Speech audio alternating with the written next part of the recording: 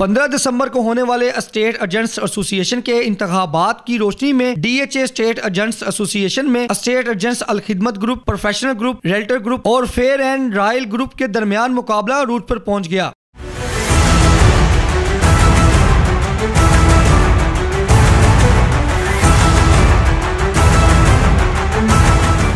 ریلٹر group کے صدارتی امیدوار ابو بکر کا فیز 6 میں ڈی ایچ اے کے ڈیلوں کے ساتھ کارنر میٹنگ میں خطاب، ٹیکس نیٹ ورکنگ میں بہتری اور اسٹیٹ ایجنٹس کی بنیادی ذمہ داریوں کا بیڑا اٹھانے کا اعلان کر دیا۔ ہم انشاءاللہ تعالیٰ الیکٹ ہونے کے بعد گورنمنٹ کو بتائیں گے کہ انہوں نے ٹیکس اکٹھا کیسے کرنا ہے، کیونکہ جو ہمارے پاس جو ٹولز ہیں وہ گورنمنٹ کے پاس نہیں ہے، کیونکہ گراؤنڈ ریئلٹی پہ ہم انشاءاللہ تعالیٰ گورنمنٹ کو ایک ریٹرن سجیشن دیں گے کہ آپ کیسے اپنا ریونیو بڑھا سکتے ہیں۔ کارنر میٹنگ سے خطاب کے دوران ریلٹر گروپ کے جنرل سیکرٹری کے امیدوار شاہد مسعود کا کہنا تھا کہ ہمارے دعوے سیاسی، فرضی اور کاغذی نہیں، اپنے منشور پر پہرا دیں گے۔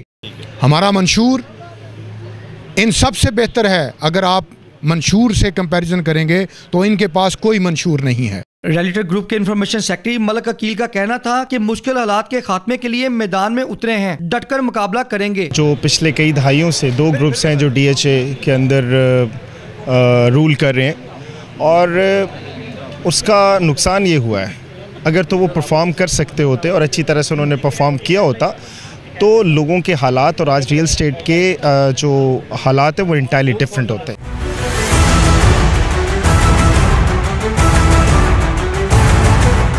ریلٹر گروپ کا دعویٰ تھا کہ ہمارے کام کرنے کے جذبے اور ڈیلر برادری کے اعتماد کے باعث فتح یابی نصیب ہوگی اور 15 دسمبر کا دن ہماری کامیابی کو لے کر طلوع ہوگا۔ کیمرہ مین مسعود علیہ کے ساتھ عبدالکبیر آزاد، میڈیا 92 لاہور۔